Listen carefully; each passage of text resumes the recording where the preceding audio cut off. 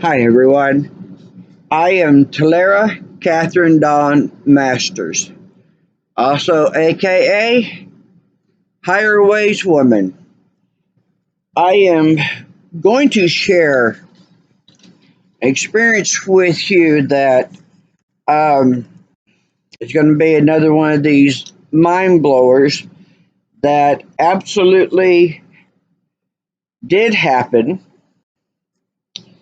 And when I get to one point, this is really going to be tweaking your mind for quite some time because years later it's still doing it to me. On the astral plane, um, there is for one as many people know, I am a death experiencer. October 1992, I was in the hospital when I died. 14 minutes they kept this body viable while I was in the higher realms. And I always talk about that because that is such a poignant time, and so much of my life is all about that. And to understand my life, that's really one of the very first things that you really need to know. All right, so I got this to share with you all. There are ways that you can astral travel without doing all the meditations. And there are stones that you can use that you can astral travel, and you can do it while you sleep. And so I was shown how to do this, how to use certain stones, arrange them in a particular way, and when I would sleep, I would travel. And here is this is a very, very bizarre experience. I was met at this entrance into this. All I can say is that it was all marble. Everything was of marble. The walls, the stairs, the floors, the figurines, every bit of the structure was marble. And it was interesting that it was in cream colors, like a cream colored uh, peach, tannish peach, kind of an off white cream color. Absolutely beautiful. And to my right was this enormous, grand um, stairway. You can literally, it was so wide an 18-wheeler would fit easily in between the railings and the wall. So the being that met me was reptilian. And the energy that I got from this reptilian was not one of fear, because a lot of the stuff out about reptilians, is about that is our fearful stories. Um, it's very few that you ever hear that there are reptilians that are kind, that are not wanting domination or want us on their feasting tables. And I could tell that this reptilian being also was kind of in high standing. So anyway, he walked me up the staircase, and now at this time, my grandparents on my mother's side, both her parents passed on. And so we got to this doorway and opened it up. I was really shocked to see this furniture that was very much in the styles of the 40s and the 50s. It had the chrome, the chairs, like you would see in hamburger joints, the chrome kind of piping, and the teal color vinyl on the seat and on the back. And my Mamal was sitting there, and I was very shocked to see her there and not understanding why am I seeing her there, and looking at the furniture, it was kind of like, well, that is back in a time, of a good time in her life, so that I see how that fit together. And there was a coffee table in front of her, and this being who led me into the room had gone across to the other room and had went through a door. And I looked up and I seen dangling from the ceiling quartz crystals. And these things were of considerable size. They were, let's see, they were around this size, some bigger, oval shaped and stuff. And, but I had never seen this. They had fluid inside of them. Why I wanted one? I have been collecting crystals since my death experience, because that was the very first thing that I experienced was standing before these monolithic quartz crystals. And I had absolutely no idea about crystals at the time of my death. And I was shown, and I understand the god stones, goddess and god stones. That's what their real name is. God, goddess. Doesn't matter which one you put to it. These are living entity beings. And so anyway, I wanted one. I wanted one. And I'm gonna get me one. And so I step up onto the coffee table, and I'm reaching up and I get a hold of one, and I'm trying to get it undone when one of the reptilian beings comes out and tells me that no, that I cannot have that I'm not ready to have that those were very, very powerful stones, and I would not know how to operate it, which I was considerably offended by it, since there is a lot that I know about crystals, even to the point that that certain levels of groups of people are made very nervous that I know what I know about them. So anyway, I was not happy with that, and so I'd stepped down, and all of a sudden, out of the room steps about three more of these reptilians, and tell you what they look like. They kind of had like the T-Rex head style, kind of like that.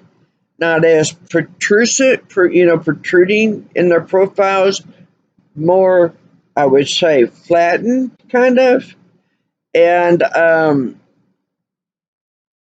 no forking of the tongue or anything like that. They're they were had their skin was reptile, and it kind of a like the cut the marble, the coloring of the marble, in the face, only probably a little bit more closer to a lighter skin tone, like mine, and their body kind of went to a kind of a light greenish, kind of iridescent green color.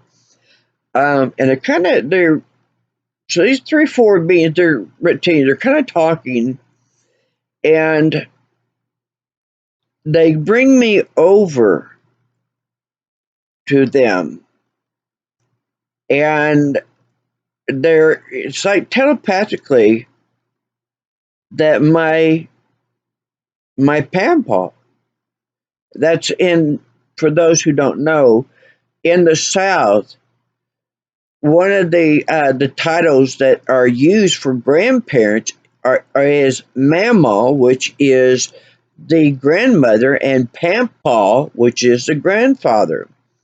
And so my Pampal was there, and which excited me very much. Where both of us are Aquarians, and we had a very special type of friendship relationship, family relationship, and they suddenly they bring out this reptilian, and he's in blue jean bib overalls. They were farmers. They raised cows, they raised pigs, they grew cotton.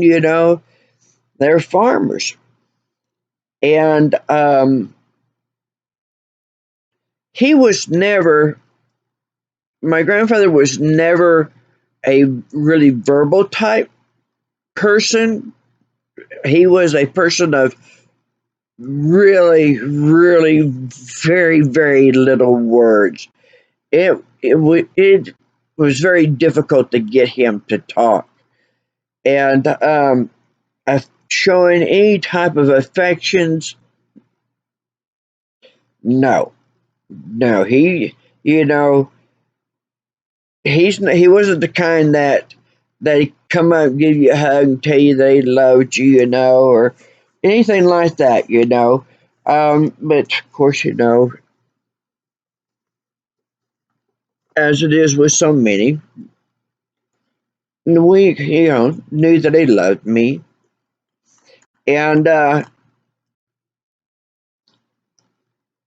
but what I had picked up was that he really had not known what it was like to be truly loved, because,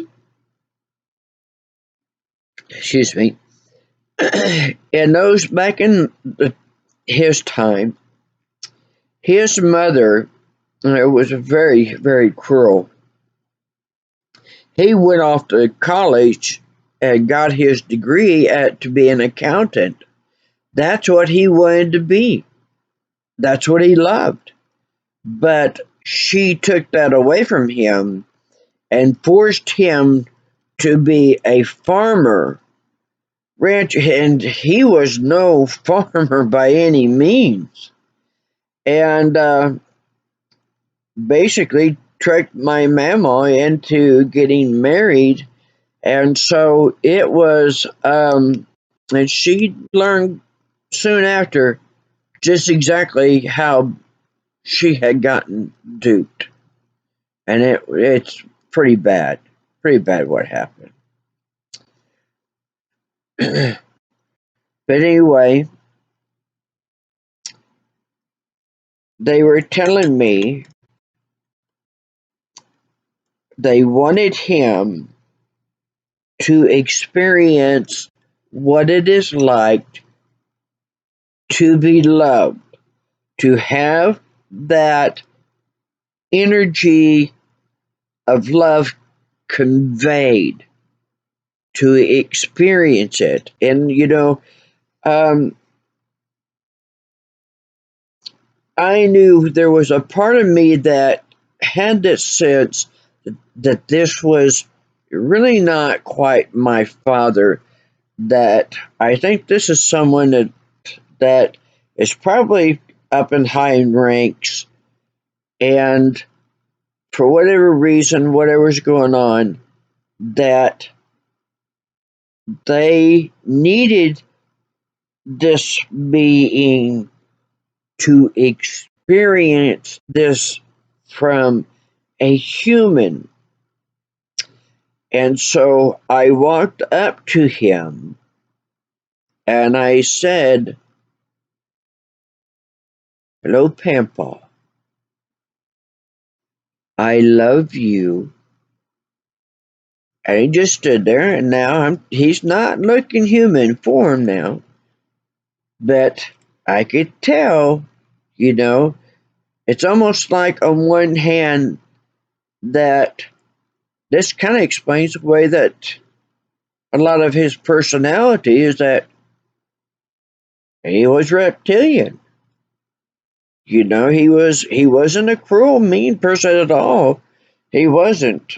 He was like a lot of us, unfortunately, caught in things that were beyond our control and under control of those who we shouldn't be under the control of. But anyway, that I could tell that he didn't understand that. And so I said, "Let me show you."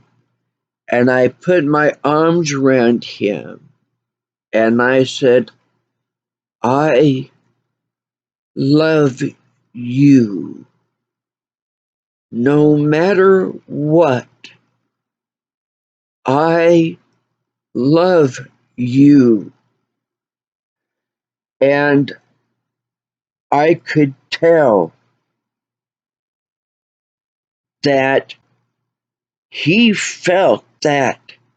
He experienced that energy. And I could see in his eyes that he understood. This was very big. And then I guess it was decided among them that they would show me something else that existed there. And this entranceway, marvelous stuff, was this was the front entrance into the cave. And kind of like what we know about nowadays, that there are bases that are in mountains underground, etc. And like back in throughout the ages, where they would build churches right up against mountains where there are spring waters, and caves, so to um, where they had other things that they used to facilitate the church. So anyway, I was taken to this area, and it had this enormous hole in it, and it. Just one second. I'm gonna pause it, and I'll be right back.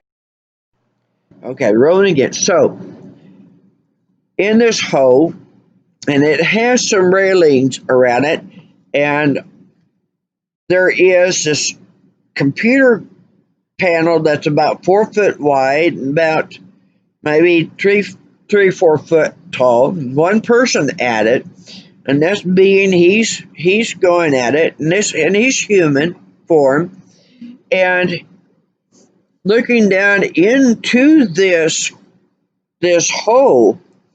There is this enormous amount of bright golden white light that is like a shaft, a column. And I walked over to see what this guy was looking at on the computer panel, and it had the pictures of people, IDs and what their specialty is, and et cetera, et cetera. And he had gotten this call that he needed somebody who had, I can't recall what type of skill it was, and so went through the computer, found the acrylic ID card, put it in, and brought that person up out of this light, out of this shaft.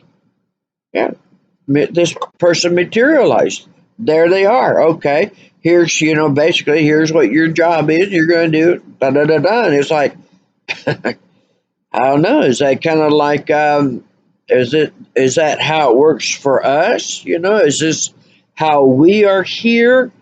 That well, there's something that we've got going on down there, and well, let's send Talara Catherine Masters down and then have her take care of it. I don't. The strangest thing, I've never thought about it in terms like that, and how real this is now. This can be most likely the experience I had with it.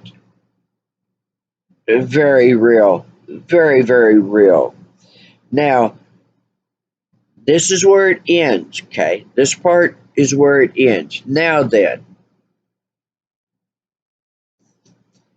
we're gonna jump ahead, and this has been like in the early 2000s when this happened,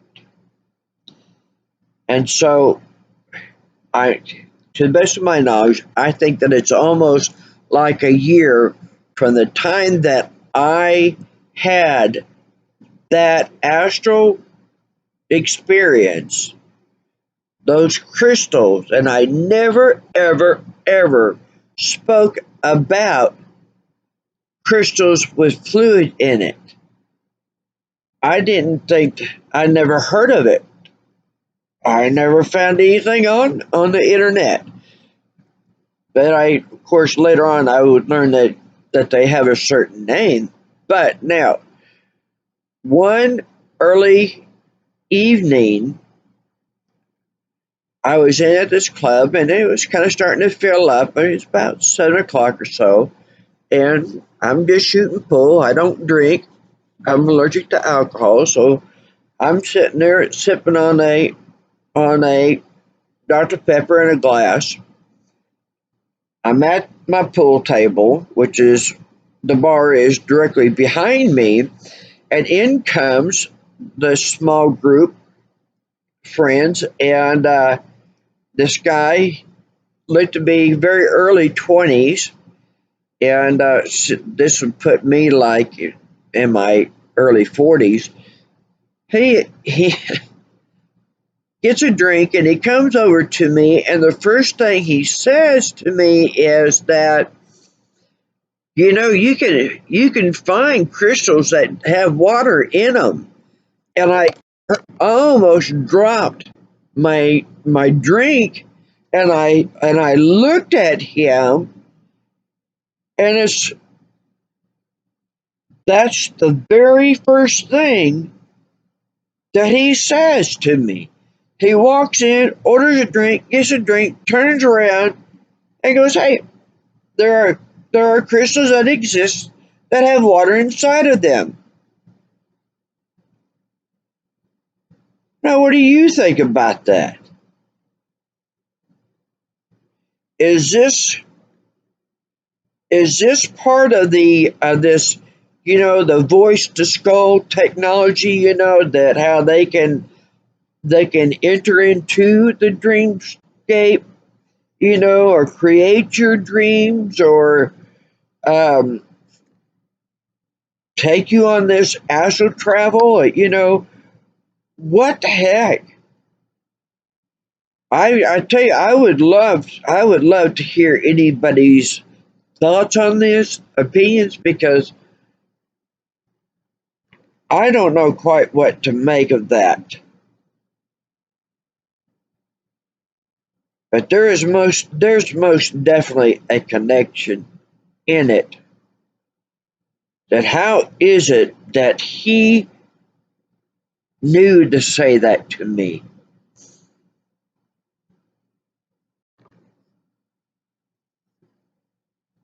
And I have been trying to find these crystals like this, and they're very rare. Um, there are some that have a little marker on this little piece of crystal that supposedly there's a bubble in it. There's your water in it, and also, while on my grandfather, tell you this story. He showed up in my dreams, and he showed up as himself, human form, and he's actually wearing a nice pair of nice dressed jeans, pressed, and nice shirt, button up shirt, which is kind of unusual for him because generally he was always wearing those one piece, that the older brothers generally will wear. And he was wanting to show me something, and I was to follow him. And as we were going along, well, there are these worms that started falling down out of the sky. And as we were walking along and going through parking lots and going down this street and behind this business, on and on, they were coming down more and more and more, and they were like, these worms were about 6, 8 inches long, and we're about that big around. I'd say, oh yeah, probably about that big around or more, and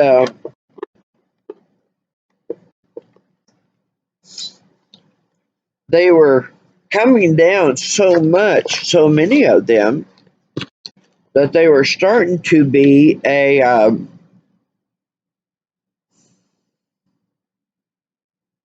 were getting to a point where there was hardly no place you could step.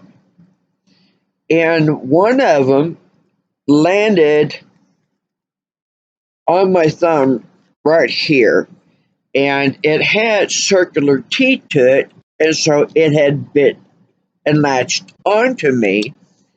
And he just suddenly stopped, turned around, walks over to me, grabs this thing, pulls it off, throws it away, and off away we go. Well, then now go down the line about 2 years, and all of a sudden, what do we have falling down out of the sky? That is landing on everything and everyone, everywhere. Morgellons. Those fibers, they go dig into the skin that are alive. That's what he was showing me.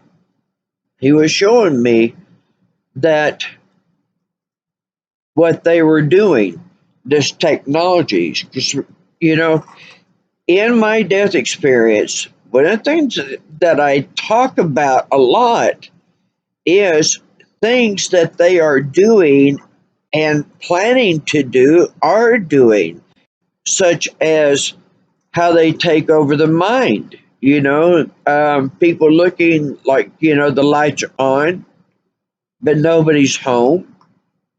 That how they are doing that. Um,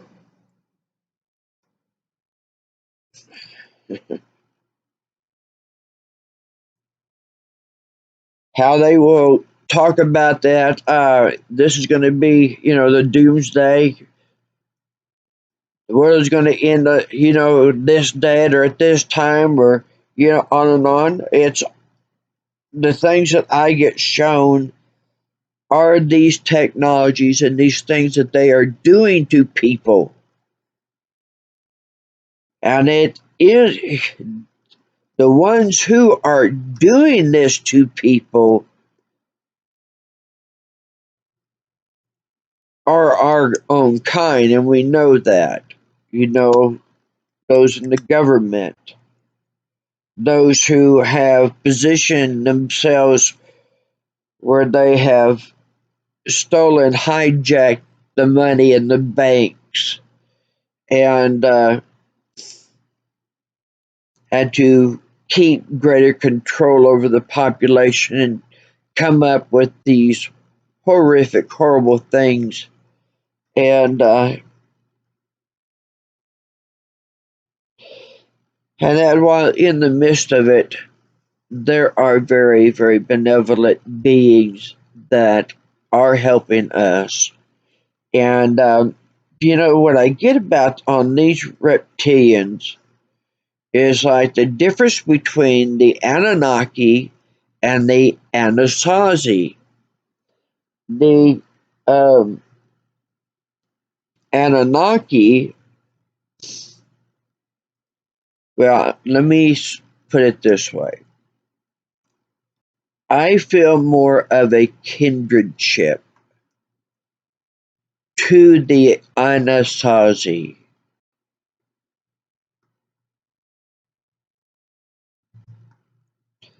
I have a very strong admiration,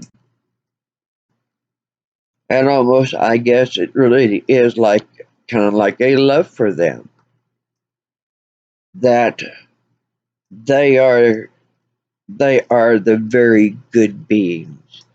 And I also know about the Dogons, also called the dolphin people. And then the Dogons are the ones who taught me a lot about crystals. A lot of a lot about crystals. And one thing I want to talk about right quick, uh, on the internet, there are these crystals that are covered in titanium, and they have all these different colors. And to look at them, they are very beautiful. I know, I know what a crystal is supposed to feel. When I hold a crystal of any kind, I know what I'm going to be feeling with it. I know. When I had ordered this crystal from overseas and learned when I held it, it was like holding a dead child. And I literally mean that.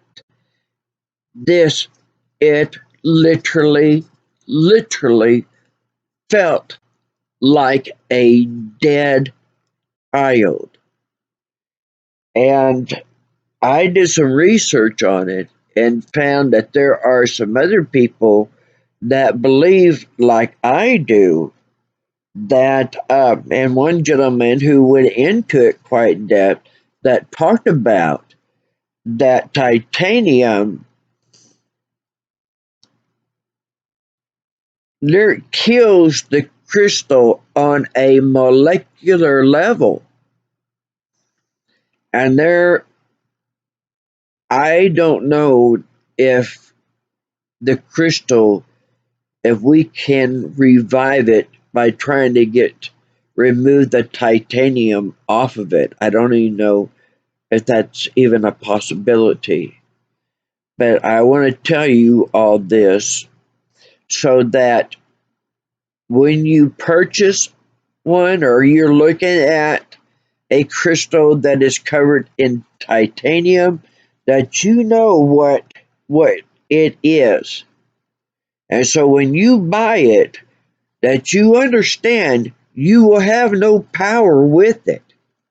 It will not give off any energy. It will not communicate. It is a dead stone. It is no longer living. This stone, this is cistrine. Cistrine is known to help take pain, and that's true. That's true. Only that for some of us, like me, I would need one that dwarfs even this big crystal. I would probably need one of a football size to help take away my pain. But when my pain isn't so great, and I have held the cysteine or taped it where I'm hurting, I have felt it lessening. So I know what crystals are supposed to feel like. And so if you're going to get them, just know it's just a decoration. But maybe more what you can do is help fight against killing the crystals. We really shouldn't even be mining them out of the ground because this is Earth's energy. So is the silver and gold. All these stones, these metals. It is what powers this planet. And sitting here removing these from the ground, we're having to come up with a different way of providing energy, life into this planet. But anyway, that's all I wanted to talk about, share. And like I said, I'd be very, very interested in what your thoughts would be with this. And I will share kind of a private one-on-one about which stones and how to arrange them to astral travel while you sleep. You can come find me also on Facebook.com, Higher Ways Woman. Please continue lifting me up in prayer because the battle wounds have accumulated enough that I am not doing as well. Rougher days, but today's a pretty good day, and I want to take advantage of it to share this and some more stories. And I'm going to keep trying to share as much knowledge and information as I can. And so, thank you for giving me of your time and your thought and your prayers. And I wish you all the very best. Look at my videos on.